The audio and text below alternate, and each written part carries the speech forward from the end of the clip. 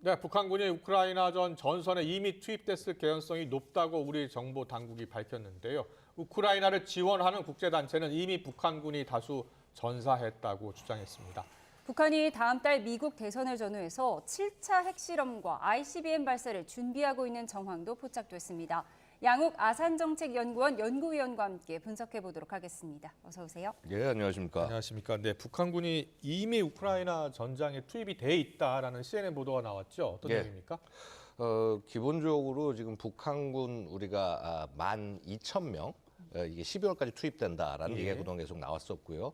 자, 아시다시피 지난 국정원 발표에서 10월 8일부터 13일 사이에 그 연해주 방면으로 북한군 이동한 것이 나왔고, 예. 그다음에 그 이외에도 굉장히 여러 군데에서 러시아 땅 쪽에서 북한군 목격 정보가 나왔습니다. 지금 보이는 영상처럼요. 네네. 자, 그런데 저 인원들이 이제 전방 지역으로 배치가 됐고, 그 중에서 특히 25일 날 교전이 발생을 해서 네. 그 교전에서 단 한 명만 제외하고는 전부 사망했다라는 이제 그런 얘기가 그 우크라이나 지원 단체를 통해서 밝혀졌습니다. 지금 방금 말씀하신 내용 저희가 그래픽으로 준비했는데요. 그래픽을 좀 보여주시면 좋을 것 같습니다. 네. 네, 예. 사진이 있는데요. 예. 잠시 준비되면 보여드리도록 하겠습니다. 사실은요, 저는 이제 그 이미 북한군은 지금 이렇게 그 어떤 파병 부대가 파견되기 전에도 그 이전에도 이미 그 활동을 하고 있지 않았나 지금 이렇게 생각을 합니다. 뭐 지금 저 병사가 조화면이죠. 예 맞습니다. 저렇게 북한 인공기를 확보했다라는 것은 결국은 저 지역에 북한군이 있었다라는 의미가 되는 것일 거고요. 예, 예.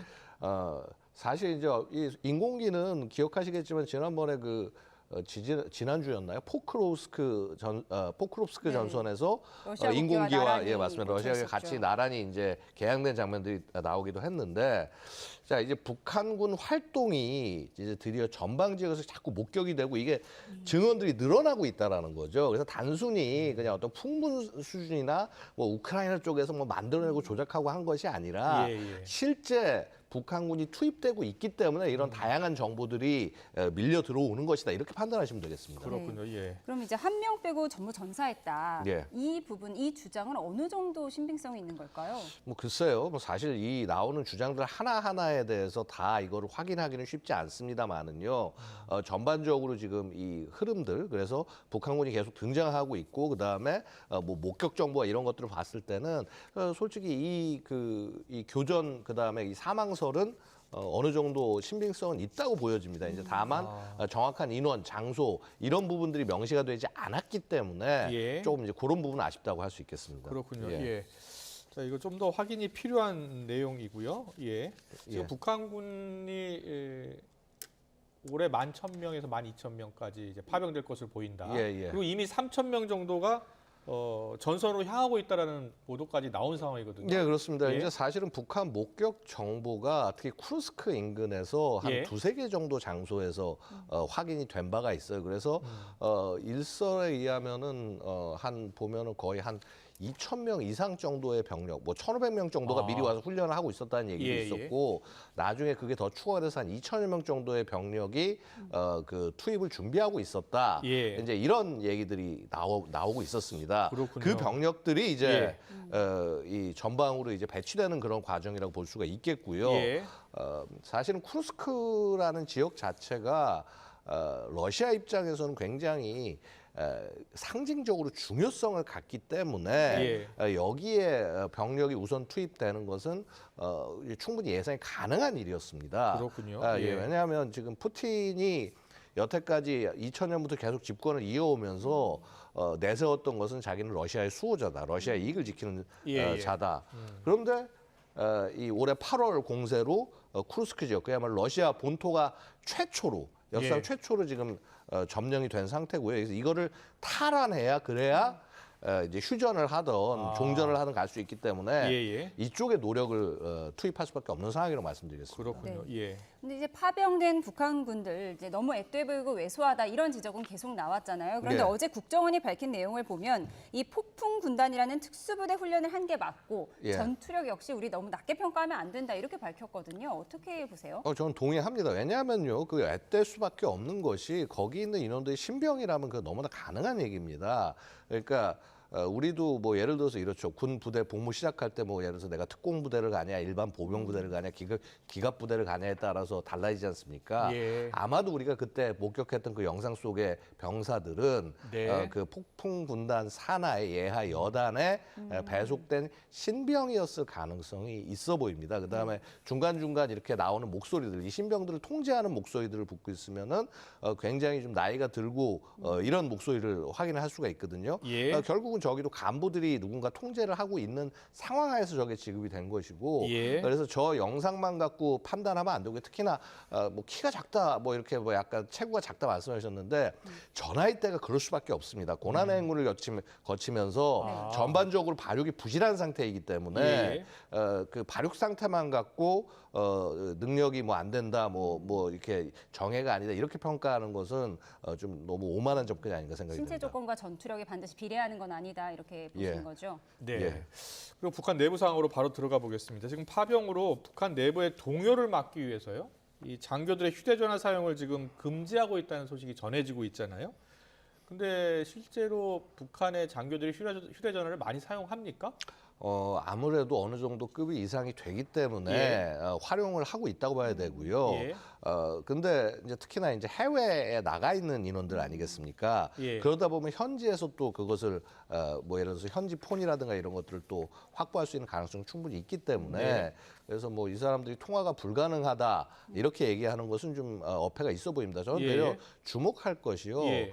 가족들을 왜 격리할까? 네. 예. 단순히 이 가족들을 격리하는 것이요, 정보 유출을 막는 것이 아니라 네. 사실 어떻게 보면 저 가족들은 인질이라고 보셔야 될 겁니다. 아. 현지에서 탈영하지 못하도록? 탈영이라든가 이런 것들이 발생할 수 있기 때문에 예. 결국은 이게 모아서 할 필요가 있는 거죠. 그러니까 정보 통제와 함께 해당 병사들이 탈영을 막게 하기 위한 목적도 충분히 있다고 네. 볼 수 있겠습니다. 예. 근데 뭐 북한 주민 700만 명이 휴대전화를 사용한다 이런 보도도 예전에 나왔었거든요. 예, 그렇습니다. 뭐 정보 통제가 될까요? 근데 뭐 정보 통제는 사실상 쉽지 않다고 봅니다. 기본적으로 결국 뭐 휴대전화를 활용하건 활용하지 않건 간에 예. 그 이외에도 여러 가지 분명히 그 안에서도 서로 통신할 수 있는 수단들이 있는 것이고요. 이미 뭐 K문화 퍼지고 있는 거 우리 맞습니다. 다 알고 있는 사실이고요. 맞습니다. 그렇기 때문에 네. 결국은 저것을 국민들한테 계속 감출 수는 없을 겁니다. 예, 예. 그러니까 저는 사실은 그 부분이 좀 의아한 것이요. 사실 북한이 무슨 어떤 일을 하나 하더라도 굉장히 명분을 강조를 해요. 예. 핵 개발할 때도 보시면 엄청나게 막 장황한 얘기를 하면서 내러티브를 만들어냅니다. 근데 지금 이제 북한이 보고 있으면 분명히 이 파병을 위한 내러티브를 준비를 했던 것 같긴 한데 예. 근데 이게 완성이 되기도 전에 급박하게 상황이 돌아가는 그렇군요. 바람에 예. 아무래도 이제 이것이 제대로 이루어지지 않은 것이 아니겠냐. 아. 그러니까 이런 거죠. 계속 지금 부정을 해오다가 예. 이제 최근에는 살짝 인정하는 방향으로 넘어가기 시작했다라는 거죠. 그렇군요. 그러니까 예. 그거는 결국 뭐냐 하면은 어느 순간인가는 국제사회도 어느 정도 인정할 수밖에 없다는 걸 북한도 뻔히 알고 있는 것이고요. 예. 근데 그렇다고 한다면 이제 뭔가 내러티브를 만들고 노력을 하겠죠. 근데 냉전처럼 무슨 뭐 공산주의 국가를 동료 국가를 돕는다 이거는 못하는 거고 결국 뭐 미국과 서구에 대항한다 그런 쪽으로 나갈 가능성이 있습니다. 그런데 국가정보원에 따르면 지금 파병 소식이 퍼지고 그리고 북한 내부에서 왜 남의 나라를 위해 희생하느냐 강제 차출에 반발하는 동요도 감지가 되고 있고 지금 관련 보도가 나오기 시작했지만 뭐 사망 보도도 지금 나오고 있고요. 예. 그렇다면 북한 내부 반발이 심상치 않을 것 같거든요. 사실은 이 부분에서 김정은이 저는 굉장히 이번에 모험을 건 것이다라고 생각을 합니다. 예. 사실은 말씀하신 대로 사망자가 나오고 이게 느낌이 다른 것이요. 예. 예전에 고난의 행군 뭐 이전 뭐 과거 세대 같은 경우는 북한도 굉장히 이제 다자녀 예. 가정이었는데 고난 행군 이후에 특히나 이제 애들 하나둘 낳아서 잘 키우자는 분위기가 되고 난 이후에는요. 자, 저렇게 만약에 전장터에 가서 전사자가 나온다. 네. 그러면은 굉장히 그 가족 단위를 버티기 힘들게 되는 그런 상황들이 생기는 것이죠. 그렇군요. 그러면은 내부 반발이 커질 수밖에 없는 것이고요. 예. 결국은 아마도 북한은 어느 순간인가는 이거를 공개를 하고 그다음에 이것을 명분을 만들어내고 내러티브를 만들어내면서 이것이 이제 뭐 애국이다, 그 사회주의 강성대국 발전과 연결되는 것이다. 아마 이런 식의 메시지를 그게 결국은 통할까요? 글쎄요, 뭐 통할지 여부는 제가 확실하게 얘기는 말씀 못 드리겠습니다만 최소한 북한이 그런 논리를 통해서 네. 국가를 끌고 가는 나라는 아니지 않겠습니까? 예.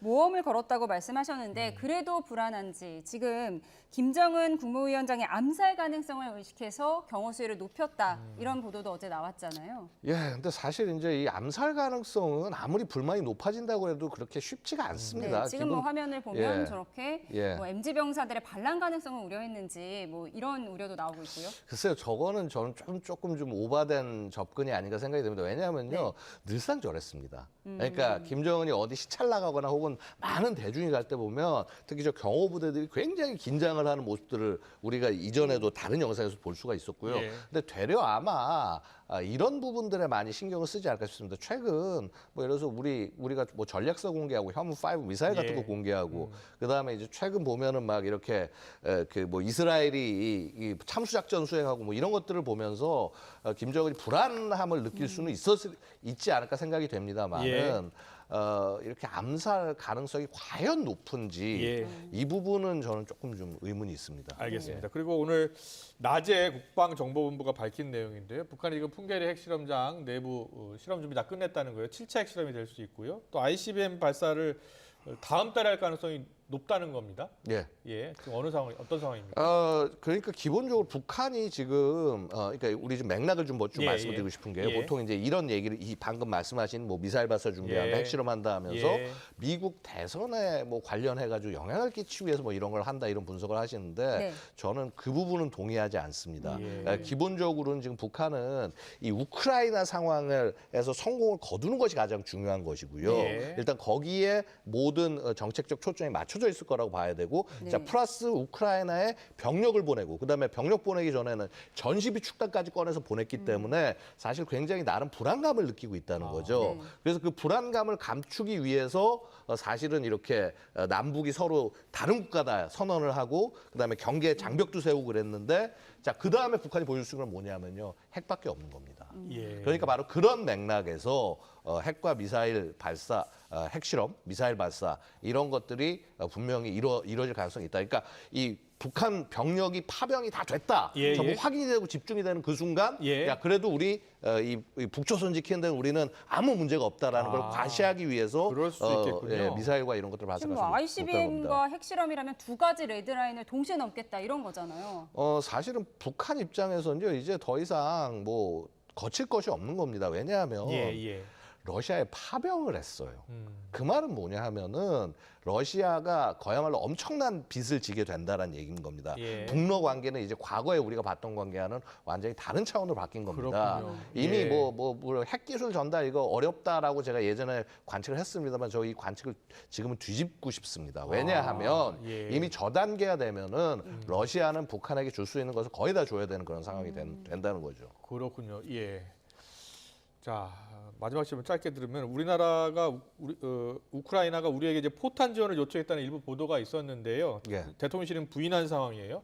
우리 정부가 북한군 파병에 대해서 어떤 대응을 할 것으로 예상하시고 대응 수위는 어느 정도 돼야 될 것 같습니까? 저는 기본적으로는 북한군의 참전이 확인된다고 한다면 조금 전향적인 지원으로 전환할 필요는 있다고 봅니다. 우리가 지금 단계적 뭐 지원 뭐라고 그럴까 검토 이렇게 얘기를 하고 있습니다만은요. 사실 그 단계적 얘기를 하는 게 뭔가 러시아가 북한에게 안 해주길 바라면서 그 얘기를 하는 거예요. 근데 이미 그 선은 지나지 않았나. 그래서 더욱 사실은 여기서 북한과 러시아의 시도를 막는 것이 우리 안보에 더 도움이 되지 않을까라는 것이 제 개인적인 견해입니다. 네, 알겠습니다. 오늘 말씀 여기까지 듣겠습니다. 잘 들었습니다. 양욱 아산정책연구원 연구위원과 함께했습니다. 고맙습니다. 감사합니다.